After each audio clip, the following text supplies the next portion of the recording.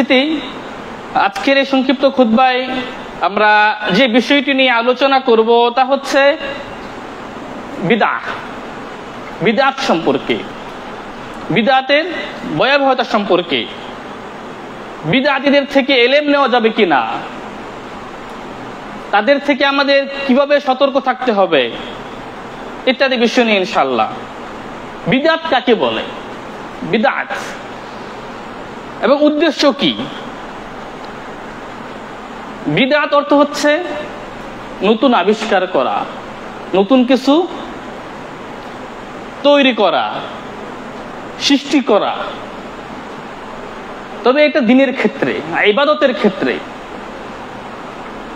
এখন অনেক কিছুই হচ্ছে, বিমান আবিষ্কার হয়েছে, ফ্যান আবিষ্কার হয়েছে, এসব কিছু কি বিদআত হবে? এই যে মাইক দিয়ে কথা বলছি, রাসূলের যুগে এটা ছিল না। বিদআত বলা হয় যে দ্বীনের মধ্যে, ইসলাম ধর্মের মধ্যে নতুন কিছু আবিষ্কার করাকে বিদআত বলে, এবং সেটা উদ্দেশ্য হচ্ছে আল্লাহর ইবাদত করা।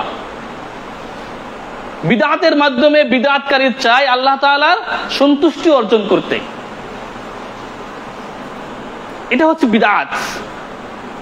বিদআত দুই প্রকার, একটা হচ্ছে কওলিয়া ইতিকাদিয়া, মানে আকীদাগত বিদআত, যে আকীদা, যে বিশ্বাস রাসূল সাল্লাল্লাহু আলাইহি সাল্লামের জামানায় ছিল না এমন আকীদা পোষণ করা, এটা হচ্ছে আকীদাগত বিদআত। আরেকটা হচ্ছে আমলগত বিদআত, মানে ইবাদতের মধ্যে বিদআত সৃষ্টি করা। তো আকীদাগত বিদআত যেরকম খাওয়ারেজ, জাহমিয়া, মুতাজিলা, রাফিদি ইত্যাদি, এটা হচ্ছে আকীদাগত বিদআত। আর আমলগত বিদআত এটা আবার কয়েক প্রকার। আমলগত যে বিদআত এটা কয়েক প্রকার।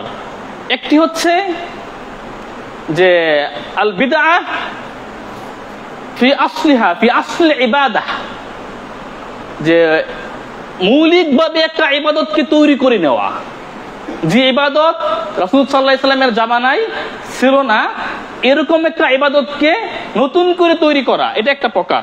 যেরকম ঈদে মিলাদুন নবী, ঈদে মিলাদুন নবী এটা রাসূল সাল্লাল্লাহু আলাইহি সাল্লামের জামানায় ছিল না, সাহাবাদের জামানায় ছিল না, তাবেঈদের জামানায় ছিল না, তাবেঈ তাবেঈদের জামানায় ছিল না, ইমামদের জামানায় ছিল না। এটা একটা সৃষ্টি করা, নতুন একটা ইবাদত তৈরি করা। আরেকটা হচ্ছে যে ইবাদতের মাধ্যমে ইবাদতের ক্ষেত্রে বৃদ্ধি করা, জিয়াদা ফিল ইবাদা। যেমন নামাজ হচ্ছে, জোহরের নামাজ কয় রাকাত? 4 রাকাত, আপনি তৈরি করে দিন 5 রাকাত। আপনার দাবি হচ্ছে যে নামাজ পড়বো আল্লাহর উদ্দেশ্যে, এতে আবার বাধা কিসের? আমি ভালো কাজ করছি, তাই না? আমি নামাজ পড়ছি, ভালো কাজ করছি। এই ভালো কাজ করার কারণে আল্লাহ আমাকে শাস্তি দেবেন? ওই যে সাঈদ বিন মুসাইয়িব রাহিমাহুল্লাহ, এই সাঈদ বিন মুসাইয়িব রাহিমাহুল্লাহ দেখলেন এক ব্যক্তি ফজরের, মানে ফজর উদিত হওয়ার পর, অর্থাৎ ফজর নামাজের আগেই আমরা নামাজ পড়ি কয় রাকাত? 2 রাকাত সুন্নাহ। তো ওখানে নামাজ পড়তেই আছে। তো সাঈদ বিন মুসাইয়িব বললেন যে কি ব্যাপার, তুমি এত নামাজ কেন পড়ছো? তখন ওই ব্যক্তি সাঈদ বিন মুসাইয়িবকে বললেন যে আপনার কি মনে হয় যে আল্লাহ আমাকে নামাজ পড়ার কারণে শাস্তি দেবেন? আপনি যে আমাকে নিষেধ করলেন।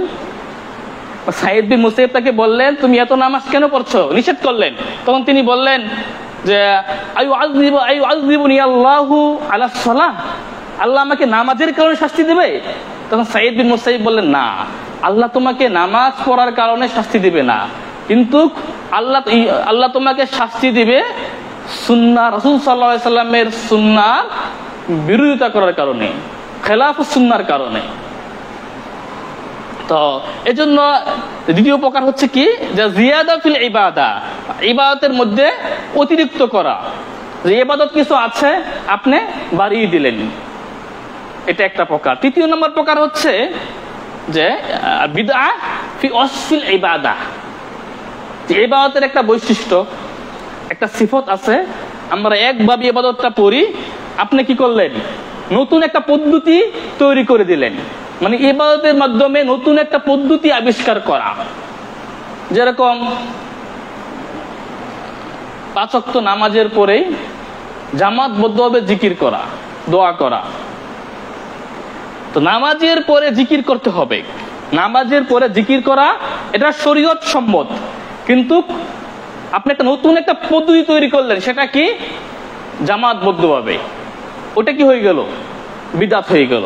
এটা হচ্ছে যে ইবাদতের পদ্ধতিগত বিদআত, পদ্ধতি চেঞ্জ করে দেওয়া, এটা একটা। আরেকটা হচ্ছে 4র্থ নাম্বার, যে ইবাদতের একটা নির্দিষ্ট একটা সময়কে আপনি খাস করে নিলেন ইবাদতের জন্য।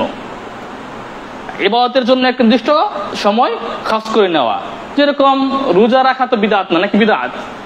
আপনি রোজা রাখলেন, রোজা রাখা শরীয়ত সম্মত, কিন্তু আপনি যে খাস করে নেন যে রোজা 15 শাবান রাখতে হবে, যেটা রাসূলের যুগে ছিল না। আপনি একটা ইবাদতকে নির্দিষ্ট একটা সময়ের সাথে খাস করে নিলেন, এটাও কি? বিদআত। জিকির আজকার করা বা সংখ্যাগত বিদআত হতে পারে, যে আপনি সুবহানাল্লাহ পড়েন, সমস্যা নেই, আলহামদুলিল্লাহ পড়েন, 1000 বার পড়েন, কোনো সমস্যা নেই, কিন্তু আপনি একটা খাস করে নিলেন যে আসরের পরে আমাকে 1000 বার সুবহানাল্লাহ পড়তেই হবে। এই যে একটা সংখ্যা আপনি কি করলেন? নির্ধারণ করে নিলেন। এই সংখ্যা আপনি কিভাবে নির্ধারণ করলেন?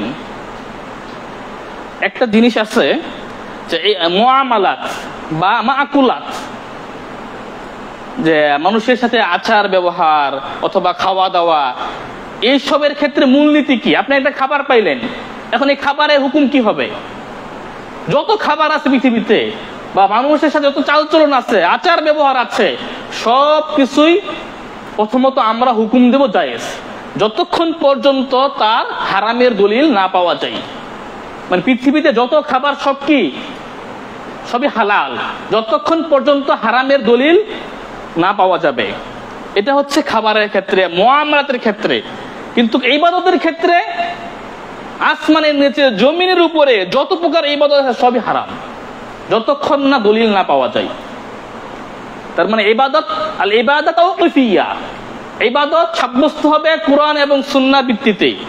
যদি কোরআন এবং সুন্নাহর কোনো দলিল না পাওয়া যায়, তাহলে কি হবে? সেই ইবাদত প্রত্যাখ্যাত, সেটা জায়েজ নয়। আপনারা বুঝছেন তো যে ইবাদতের ক্ষেত্রে, ইবাদত নির্ধারণ করার ক্ষেত্রে, ইবাদত করার ক্ষেত্রে অবশ্যই কোরআন এবং সুন্নাহর দলিল থাকতে হবে। কোরআন এবং সুন্নাহ দলিল না পাওয়া গেলে সেই ইবাদত বিদআত বলে কি হবে? গণ্য হবে। তো এগুলো বিদআতের প্রকার গেল। বিদআত হুকুম কি? তা আমরা জানি সবাই, বিদআত হারাম, এটা কঠিন হারাম। রাসূল সাল্লাল্লাহু আলাইহি ওয়াসাল্লাম স্পষ্ট বলেছেন, মান আহদাসা ফি আমরিনা হাযা মা লাইসা মিনহু ফাহুয়া রাদ্দুন। যে ব্যক্তি আমাদের এই দিনের মধ্যে এমন কিছু আবিষ্কার করলো যা দ্বীনের অন্তর্ভুক্ত ছিল না, ফাহুয়া রাদ্দুন, তা কি হবে? প্রত্যাখ্যাত হবে। তবে অনেকে এ করেছেন ফাহুয়া, মানে যে ব্যক্তি আবিষ্কার করবে, ফাহুয়া মারদুদুন আন আহলিস সুন্নাহ ওয়াল জামাআহ, যে ব্যক্তি নতুন কিছু আবিষ্কার করবে সেই ব্যক্তি আহলে সুন্নাহ ওয়াল জামাত থেকে প্রত্যাখ্যাত হয়ে সে বিদআতীদের দলে চলে যাবে, সে ভ্রান্তর দলে চলে যাবে। আমরা দুইটা অর্থ নিতে পারি, যে ব্যক্তি দিনের মধ্যে আবিষ্কার করবে, যা আবিষ্কার করবে সেই জিনিসটা প্রত্যাখ্যাত। অথবা আমরা আরেকটা অর্থ নিতে পারি, যে সৃষ্টি করবে, আবিষ্কার করবে, সে প্রত্যাখ্যাত হয়ে ভ্রান্ত দলের মধ্যে পতিত হবে। আর যখন ব্যক্তি প্রত্যাখ্যাত হয়ে যাবে, তখন ব্যক্তির আবিষ্কৃত জিনিস এমনি কি হয়ে যাবে? প্রত্যাখ্যাত হয়ে যাবে।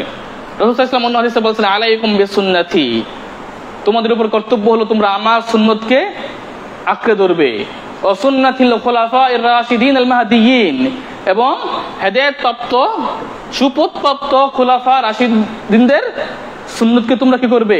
আঁকড়ে ধরবে। আদু আলাইহা বিন নওয়াজিস, মানে দাঁত দিয়ে কামড়ে, তার মানে কঠিন ভাবে আঁকড়ে ধরবে। তারপর বলছেন, ইয়াকুম ওয়া মুহদাসাতিল উমুর, যে তোমরা নব আবিষ্কৃত বিষয় থেকে বেঁচে থাকবে। ফাইন্না কুল্লা মুহদাসা বিদআ, কারণ প্রত্যেক নব আবিষ্কৃত বিষয় হচ্ছে বিদআত। অকুল্লু বিদআ দালালা, আর প্রত্যেক বিদআত হচ্ছে গুমরাহি, আর প্রত্যেক গুমরাহির ঠিকানা জাহান্নামে। তো এই বিদআত, যারা বিদআত করে তাদের থেকে আমাদের বেঁচে থাকতে হবে। ইমাম মালিক রাহিমাহুল্লাহ সুন্দর একটি কথা বলেছেন, মানি বুতাদা ফিল ইসলাম বিদআতান ইয়ারাহা হাসানাতান ফাকাদ জাআমা আন্না মুহাম্মাদুন সাল্লাল্লাহু আলাইহি ওয়াসাল্লাম খাওয়ানার রিসালা লান্না আল্লাহ সুবহানাহু ওয়া তাআলা ইয়াকুল আল-ইয়াওমা আকমালতু লাকুম দীনাকুম ওয়া আতমামতু আলাইকুম নি'মাতি ওয়া রাদিতু লাকুমুল ইসলাম দীনা ফামা লাম ইয়াকুন ইয়াওমাইযিন দীনান ফালা ইয়াকুনুল ইয়াওমা দীনা। মালিক বলেছেন, যে ব্যক্তি শরীয়তের মধ্যে নতুন কিছু আবিষ্কার করলো এবং সেটা আবিষ্কার করে সে মনে করে এটা উত্তম জিনিস, এটা ভালো জিনিস, তাইলে সেজন্য মনে করে মুহাম্মদ সাল্লাল্লাহু আলাইহি সাল্লাম তার রিসালার ব্যাপারে খেয়ানত করেছে। নাউজুবিল্লাহ। কারণ আল্লাহ তো বলেই দিয়েছেন যে আমি দিনকে পরিপূর্ণ করে দিয়েছি, তারপর যদি কেউ নতুন কিছু সৃষ্টি করে আবিষ্কার করে, তার মানে তার ধারণা কি যে মুহাম্মদ সাল্লাল্লাহু আলাইহি সাল্লাম হয়তো কি করেছেন, খেয়ানত করেছেন। নাউজুবিল্লাহ। তারপরে মালিক বলছেন, ফামা লাম ইয়াকুন ইয়াওমাইযিন দীনান, সেই দিন সে আরাফার ময়দানে যখন আয়াতটা নাজিল হয় তখন যে জিনিস দিন হিসাবে ছিল না, লাম লা ইয়াকুনুল ইয়াওমা দীনান, তা আজও দিন হিসাবে বিবেচিত হবে না। এজন্যই ইবনে মাসউদ রাদিয়াল্লাহু আনহু তিনি বলেছেন, ইত্তাবিউ ওয়ালা তাবতাদিউ, যে তোমরা রাসূল সাল্লাল্লাহু আলাইহি সাল্লামের সুন্নাহকে অনুসরণ করবে, তোমরা নতুন কিছু আবিষ্কার করে নেবে না। কাদ কুফিতুম, যথেষ্ট, রাসূল সাল্লাল্লাহু আলাইহি সাল্লামের সুন্নাহই তোমাদের জন্য যথেষ্ট। কারণ কুল্লু বিদআ দালালা, নতুন কিছু সৃষ্টি করলে সেটাই হবে ভ্রষ্ট। তো এই বিদআত, যারা বিদআত করে, যারা বিদআতি, তাদের থেকে কি আমরা ইলম নিতে পারবো? তাদের থেকে শিক্ষা গ্রহণ করা যাবে? এই ব্যাপারে কঠিন হুঁশিয়ারি আসছে সালাফদের থেকে। শেখ রবি আল মাদখালি হাফিজাহুল্লাহ তিনি বলেছেন, আল জাহলু আফদলু মিন আখযিল ইলম মিন সাহিবিল বিদআহ, যে বিদআতকারীর থেকে ইলম নেওয়ার চেয়ে মূর্খ থাকাটাই উত্তম। মূর্খ থাকা উত্তম, তারপরও কোন বিদআতির থেকে ইলম নিতে যাবেন না। লা ইতলাবুল ইলমু মিনহুম, তাদের থেকে ইলম নেওয়া যাবে না। পরে বলছেন, লা ইয়াবকা জাহিলান সালিমাল আকলি ওয়াল ফিতরাতি ওয়াল কলব মিন আই ইয়াতাআল্লামা মিন সাহিবিল বিদআহ, যে আপনি জাহেল থাকবেন, আপনার আকল, আপনার মস্তিষ্ক, আপনার ফিতরাত, আপনার হৃদয় নিরাপদ থাকবে, আর আপনার জাহিল থাকবেন, এটাই উত্তম। কোন জিনিস থেকে? বিদআতির থেকে ইলম নেওয়ার থেকে। একজন বিদআতির কাছ থেকে ইলম নেওয়ার চেয়ে আপনার মন, মস্তিষ্ক এবং ফিতরাতকে নিরাপদ রেখে মূর্খ থাকাটাই উত্তম। কারণ যদি আপনি ওদের থেকে ইলম নিতে যান, তাইলে আপনার আকীদাও নষ্ট হয়ে যাবে, আপনার দ্বীনও নষ্ট হয়ে যাবে। এজন্য এক সালাফ বলছিলেন যে বিদআতির থেকে ইলম নিও না, কারণ ওরা মধুর সাথে বিষ মিশিয়ে দেয়। ওরা মধু দিবে, পাশাপাশি আপনার মধুর সাথে বিষ মিশিয়ে দিবে। এজন্য বিদআতির থেকে ইলম নেওয়া যাবে না। ফুদাইল ইবনে ইয়াস তিনি বলেছেন, মান জালাসা মা মুবতাদিইন লাম ইউতাল হিকমা, যে কোনো বিদআতির পাশে বসবে তাকে হিকমা দেওয়া হবে না। মুহাম্মদ বিন মুসলিম রাহিমাহুল্লাহ তিনি চমৎকার একটি কথা বলছেন, মান ওয়াক্কারা সাহিবা বিদআতিন ফাকাদ আনা আলা হাদমিল ইসলাম, যে কোনো বিদআতকারীকে সম্মান করলো সেজন্য ইসলাম ধ্বংসের কাজে সহযোগিতা করলো। আমি আবারও বলছি, তিনি বলছেন, মান ওয়াক্কারা সাহিবা বিদআহ, যে কোনো বিদআতকারীকে সম্মান করবে, ফাকাদ আনা আলা হাদমিল ইসলাম, সেজন্য ইসলাম ধ্বংসের ক্ষেত্রে কি করলো? সহযোগিতা করলো। ইমাম আহমদ বিন হাম্বল রাহিমাহুল্লাহ তিনি বলেছেন, লা তুশাবির আহলাল বিদআ ওয়ালা তুরাফিকহুম ফি সাফারিক, যে কোন বিদআতকারীর সাথে, বিদআতির সাথে তোমার কোনো বিষয়ে পরামর্শ করা দরকার নেই, ওদের সাথে কোনো পরামর্শ করবে না। এবং ওয়ালা তুরাফিকহুম ফি সাফারিক, এবং সফর করতে গেলে সফর সঙ্গী হিসাবে ওদেরকে সাথী করবে না, নেবে না। এটা খুব ভয়ঙ্কর। এক ব্যক্তি ইমাম আউজাই রাহিমাহুল্লাহকে বলা হলো যে এক ব্যক্তি বলে আনা উজালিসু আহলাস সুন্নাহ ওয়া উজালিসু আহলাল বিদআহ, যে আমি আহলাস সুন্নাহ ওয়াল জামাত এর আকীদা ধারণ করে এদের সাথে উঠা বসা করি, পাশাপাশি যারা বিদআত করে এদের সাথেও কি করি, উঠা বসা করি। তাহলে এটা কেমন হবে?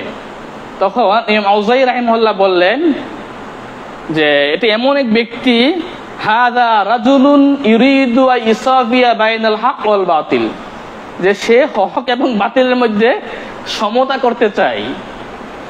সে হক এবং বাতিলের মধ্যে কি করতে চায়? সমতা করতে চায়। কারণ আহলে সুন্নাহ জামাত একটা হক আর ওটা বাতিল, সে উভয় পক্ষেই আছে। সে চাচ্ছে উভয় পক্ষে কি করবে, এক করবে। এটা জীবনেও এক করা সম্ভব না। কারণ হক এবং বাতিল কি হতে পারে না, এক হতে পারে না। সুফিয়ান সাউরি রাহিমাহুল্লাহ আরেকটি কথা বলছেন, মান সামিআ মিন মুবতাদিইন লাম ইয়ানফাহুল্লাহু বিমা সামিআ, যে ব্যক্তি বিদআতির কাছ থেকে কোনো কিছু শুনবে, হাদিস কোরআন যে কোনো কিছু শুনবে, আল্লাহ সেই ক্ষেত্রে তার শোনার মাধ্যমে তাকে কি করবেন না, কোনো উপকৃত করবেন না, তার কোনো উপকারই আসবে না।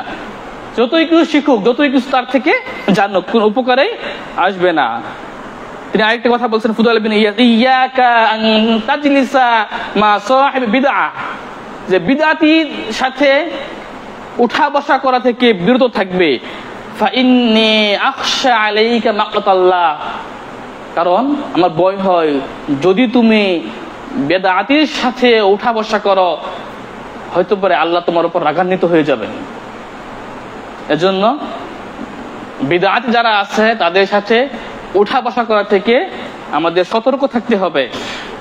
শাইখুল ইসলাম ইবনে তাইমিয়া রাহিমাহুল্লাহ তিনি বলেছেন, কানা সালাফ রাহিমাহুল্লাহ ইউহাযযিরুনা মিনাল মুবতাদি' ফি দীনিহি ওয়াল ফাজির ফি দুনিয়াহু, যে আমাদের সালাফরা তারা সতর্ক করতেন যে দিনের ক্ষেত্রে তোমরা বিদআতির থেকে বেঁচে থাকবে আর দুনিয়ার ক্ষেত্রে ফাসিক থেকে বেঁচে থাকবে। তো এগুলো ছিল আমাদের। আর অনেক বক্তব্য রয়েছে সালাফদের, যে বিদআতির থেকে ইলম নেওয়ার ব্যাপারে, তাদের থেকে সতর্ক থাকার ব্যাপারে। এমনকি অনেকেই বলেছেন যে কোনো বিদআতকারীকে সালামও দেওয়া যাবে না। এটা অনেকেই এত তাশাদ্দুদ করেছেন, কঠিন করেছেন আর কি। তো আমরা এত কঠিন করব না, তবে অনেক সালাফদের থেকে এটা পাওয়া যায়। তো এই বিদআত ক্ষতি কি, বিদআতের ক্ষতিটা কি, আদরারুল বিদআহ কি? রাসূল সাল্লাল্লাহু আলাইহি সাল্লাম তার হাদিসে বলেছেন, ইন্নাল্লাহা হাজাবাত তাওবা আন কুল্লি সাহিবি বিদআতিন হাত্তা ইয়াদা বিদআতাহু। হাদিসটা আলবানী সহিহ বলেছেন যে আল্লাহ তাআলা বিদআতকারীর থেকে তওবাকে হাজাব করে রেখেছেন, মানে আটকিয়ে রেখেছেন, বাধা দিয়ে রেখেছেন, যতক্ষণ না সে কি করে, তার বিদআতকে পরিত্যাগ করে। তার মানে বিদআতকারী তওবা করলে তার বিদআত কি হয় না, তার তওবা কবুল হয় না, যতক্ষণ না সে তার বিদআত পরিত্যাগ করে। ইবনে ওমর রাদিয়াল্লাহু আনহুমা তিনি বলেছেন, কুল্লু বিদআত দালালা ওয়া ইন রাআহা আন-নাসু হাসানা, বিদআত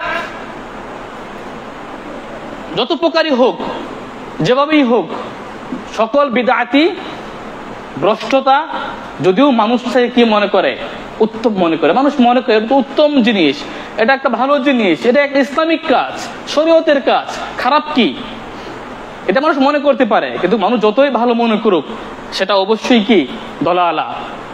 আহমদ ইবনে সিনান ইবনে আসাদ ইবনে হিব্বান রাহিমাহুল্লাহ তিনি বলেছেন, লাইসা ফিদ দুনিয়া মুবতাদিউন ইল্লা ইবগিদু আসহাবাল হাদিস, এই পৃথিবীতে যত বিদআতকারী আছে, প্রত্যেক বিদআতকারী আহলে হাদিসদের কি করে, ঘৃণা করে, ওদের সাথে বিদ্বেষ পোষণ করে, শত্রুতা করে।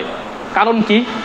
কারণ হচ্ছে ওয়াইযা ইবতাদা রাজুলুন নুজিয়া হালাওয়াতুল হাদিস মিন কলবিহি, কারণ যখন কোনো মানুষ বিদআত করে তখন তার অন্তর থেকে হাদিসের স্বাদ ছিনিয়ে নেওয়া হয়, আর তখনই সে আহলে হাদিস কি করে, ঘৃণা করতে শুরু করে। আমি আবার তিনি বলছেন যে লাইসা ফিদ দুনিয়া মুবতাদিউন ইল্লা ইউবগিদু আসহাবাল হাদিস, যে পৃথিবীতে প্রত্যেক বিদআতকারী আহলে হাদিসদেরকে ঘৃণা করে, ওদের সাথে শত্রুতা পোষণ করে।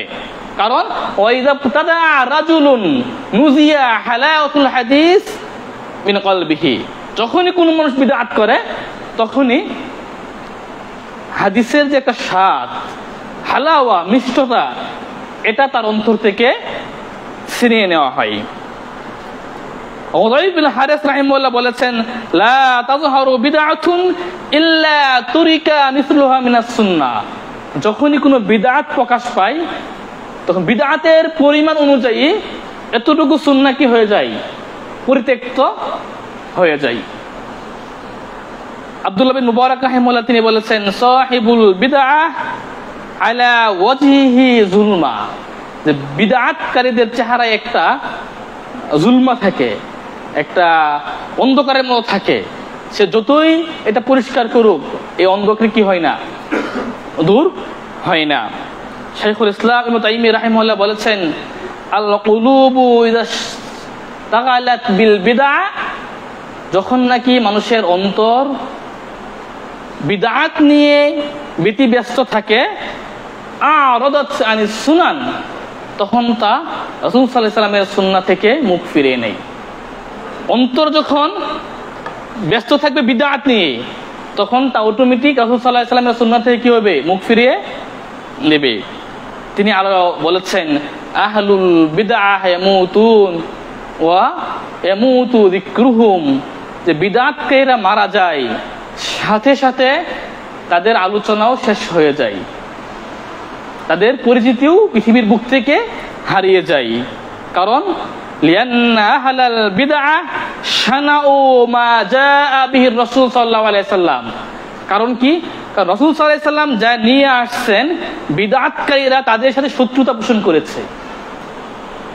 তিনি বলেছেন যে বিদআতকারী যখন মারা যায়, বিদআতকারী মারা যাওয়ার সাথে সাথে তার পরিচিতিও কি হয়ে যায়, শেষ হয়ে যায়। কারণ হচ্ছে যে রাসূল সাল্লাল্লাহু আলাইহি সাল্লাম যা নিয়ে আগমন করেছেন, বিদআতীরা তার সাথে কি করেছে, শত্রুতা পোষণ করেছে। আর যারা নাকি রাসূল সাল্লাল্লাহু আলাইহি সাল্লামের সাথে শত্রুতা পোষণ করবে, ইন্না শানিআকা হুয়াল আবতার, আল্লাহ তাআলার তারা এই আয়াতে অন্তর্ভুক্ত হয়ে যাবে। কারণ মক্কার মুশরিকরা রাসূলের সাথে বিদ্বেষ করত, আর বিদআতীরাও কি করে, রাসূল সাল্লাল্লাহু আলাইহি সাল্লামের আনিত বিষয়ের সাথে বিদ্বেষ পোষণ করে। এখন এই বিদআত থেকে আমাদের সতর্ক থাকতে হবে, বেঁচে থাকতে হবে। ওমর ইবনে খাত্তাব রাহিমাহুল্লাহ রাদিয়াল্লাহু আনহু তিনি বলেছেন ইয়াকুম ওয়া আসহাবার রাই, যে যারা নাকি প্রবৃত্তি, রায়, নিজের মন গড়া কথা বলে, তাদের থেকে তোমরা বেঁচে থাকবে। ফাইন্নাহুম আ'দাউস সুনান, কারণ তারা হচ্ছে রাসূল সাল্লাল্লাহু আলাইহি ওয়াসাল্লামের সুন্নাহর শত্রু। আয়াতুমুল আহাদিস ইয়াহফাজুহা, তারা রাসূল সাল্লাল্লাহু আলাইহি ওয়াসাল্লামের হাদিস মুখস্থ করতে অক্ষম, হাদিস মুখস্থ করতে পারে নাই। ফাকালু বিররাই, তখন তারা কি করেছে, যখন হাদিস মুখস্থ করতে অক্ষম হয়ে গেছে, তখন তারা মন গড়া কথা বলতে শুরু করেছে। ফাদাল্লু ওয়া আদাল্লু, তারপর তারা নিজেরা পথভ্রষ্ট হয়েছে, পাশাপাশি তার মানুষকেও কি করেছে, পথভ্রষ্ট করে দিয়েছে। ইমাম আউজাই রাহিমাহুল্লাহ বলেছেন ইযা যহারাতিল বিদআউ ফালাম ইনকিরহা আহাদু ইলম সারাত সুন্নাহ, যখন বিদআত প্রকাশ পাবে আর যদি মানুষ সেটাকে বাধা না দেয়, তাহলে এই বিদআত চলতে চলতে একসময় কি হয়ে যাবে, এটাই মানুষ মনে করবে এটাই সুন্নাহ। তখন কেউ বাধা দিলে বলবে বাধ্যতারা করে আসছে সুন্নাহ, তুমি আজকে কেন বাধা দিচ্ছ। এজন্য যখনই বিদআত দেখব আমরা সেই বিদআতকে প্রতিহত করার চেষ্টা করব। সেটা আমার নীতিমালা আছে, কিভাবে হুট করে মারামারি শুরু করবো না, ঠিক আছে, যেটা নীতিমালা আছে অন্য বিষয়। সুফিয়ান সাউরি রাহিমাহুল্লাহ একটা চমৎকার কথা বলছে যে আল বিদআতু আহাব্বু ইলা ইবলিস মিনাল মাসিয়া, যে পাপ করার থেকে, মাসিয়াত থেকে, পাপাচার থেকে ইবলিসের কাছে বিদআতটা অনেক বেশি প্রিয়। কারণ কি? কারণ হচ্ছে লিয়ান্নাল বিদআতা লা ইতাউ মিনহা, কারণ মানুষ বিদআত করে আর তওবা করে না, পক্ষান্তরে মাসিয়াত করে পাপাচার করে তওবা করে। কারণ বিদআত করে কেন তওবা করবে? সে তো মনে করে এটা ভালো জিনিস, বিদআতকে সে ভালো মনে করে এজন্য সে আর কি করে না, তওবা করে না।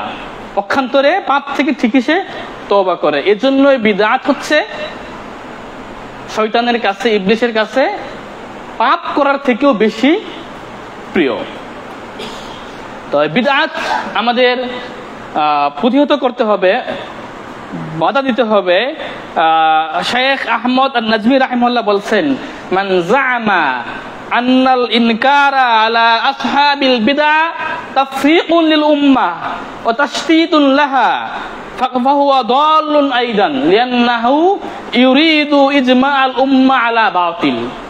তিনি বলেছেন, যে ব্যক্তি মনে করে যে যদি আমরা বিদআতকে বাধা দেই, বিদআতকারীকে বিদআত করা থেকে বাধা প্রদান করি, তাহলে মনে হয় এটা হচ্ছে তাফরিকুল উম্মাহ, উম্মার মধ্যে বিভেদ সৃষ্টি করা, উম্মাকে বিচ্ছিন্ন করা। এটাকে অনেকেই বলে যে বাধা দেওয়া যাবে না, তাহলে কি হবে? বিশৃঙ্খলা হবে, উম্মতের মধ্যে উম্মতের ঐক্য থাকবে না, একতা থাকবে না, বিভেদ সৃষ্টি করা যাবে না। তাইলে আহমদ নাজম বলছেন ফাহুয়া দাল্লুন আইদান, কারণ সেও পথভ্রষ্ট, কারণ সে চাচ্ছে এই উম্মাকে বাতিলের উপর করতে, ঐক্য করতে। সে বাতিলের উপর উম্মা কি করছে? উম্মাকে ঐক্য করতে চাচ্ছে, একতা করতে চাচ্ছে, এক করতে চাচ্ছে। এজন্য সে নিজেও পথভ্রষ্ট, যদি এরকম কেউ মনে করে। এর জন্য এই বিদআত আমাদেরকে সর্বদাই বিদআত থেকে দূরে থাকতে হবে, এদের থেকে ইলম নেওয়া থেকে কি করতে হবে? দূরে থাকতে হবে। অনেক সালাফরা বলেছেন যে এদের কাছে বিয়েও দেওয়া যাবে না, এদের কাছে বিয়ে দেওয়া যাবে না, তবে ওদের মেয়েদেরকে বিয়ে করা যাবে। কারণ হচ্ছে কি, যে আমরা জানি আহলে কিতাব, যারা আহলে কিতাবদের মেয়েদেরকে বিয়ে করা যায়, কিন্তু ওদের কাছে বিয়ে দেওয়া যাবে না। কারণ মেয়ে দিলে ও মেয়ে এরকম হয়ে যাবে, কিন্তু আপনি মেয়ে নিয়ে আসলে আপনার সন্তান, আপনার ছেলে মেয়ে, সে আপনার এলাকায় বা আপনার বাড়িতে যে পরিবেশ, সে অনুযায়ী সে কি হইবে, গড়ে উঠবে বা বেড়ে উঠবে। তো যাই হোক, বিদআত সম্পর্কে, বিদআতের প্রকার এবং সালাফদের কয়েকটা উক্তি এখানে আমি উপস্থাপন করলাম। আপনারা হয়তো বুঝেছেন যে বিদআতের ভয়াবহতা কেমন। বিদআতের ভয়াবহতা, যে এটা রাসূল সাল্লাল্লাহু আলাইহি ওয়াসাল্লাম এক হাদিস, যে কুল্লু বিদআত দালালা কুল্লু দালালা ফিন্নার, খালাস। এজন্য আমাদের সর্বদাই সর্বাবস্থায় বিদআত থেকে বিরত থাকতে হবে।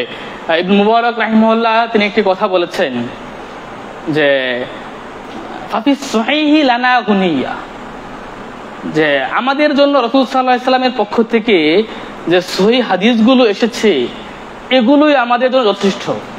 আমরা কি পারি সব সহিহ হাদিসের জন্য আমল করতে? সহিহ হাদিসে যে আমলগুলো বর্ণিত হয়েছে আপনি করতে থাকেন, এই আমলগুলোই, এগুলো তো আমরা করে শেষ করতে পারি না। আবার নতুন করে আবিষ্কার করার, নতুন করে সৃষ্টি করার কি প্রয়োজন? তা আল্লাহ আমাদেরকে হেফাজত করুক।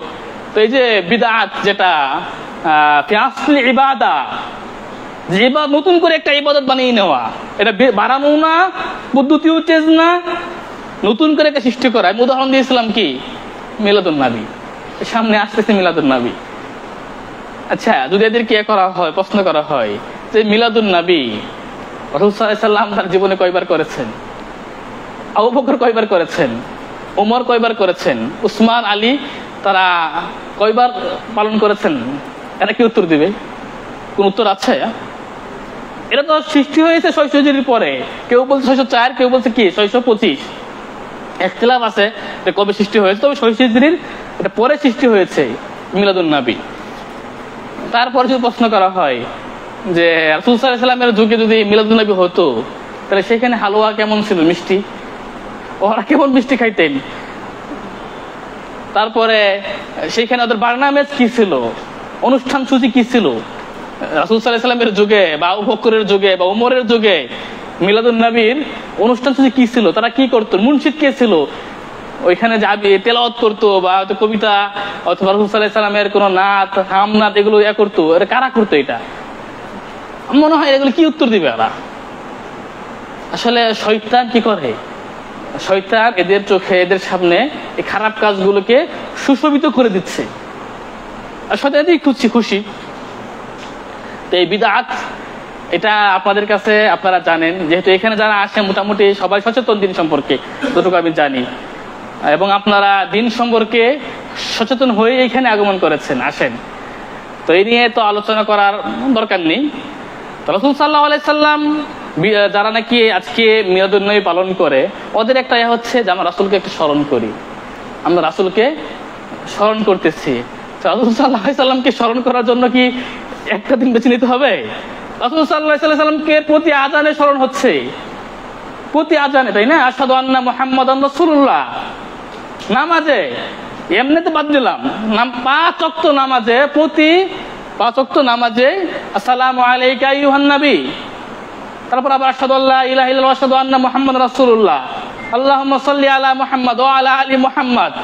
প্রতিদিন কত কোটি বার চলতে রাসূল সাল্লাল্লাহু আলাইহি সাল্লামকে স্মরণ, হিসাব নেই। আবার নির্দিষ্ট একটা দিনকে আবিষ্কার করে রাসূল সাল্লাল্লাহু আলাইহি সাল্লামকে স্মরণ করা, এটা কি বলবো এখন? এটা আল্লাহ হেদায়েত দান করুক, আমরা দোয়া করি ওদেরকে। আপনাদের যদি ওরকম হয়তো আত্মীয়স্বজন থাকতে পারে, আপনারা এক নসিহত করবেন, ওদেরকে বুঝাবেন, ওরা বুঝে না। ওদের হেদায়েতের জন্য আমাদের কি করতে হবে? দোয়া করতে হবে। আল্লাহ ওদেরকে হেদায়েত দান করুক, আমিন। তো আমরা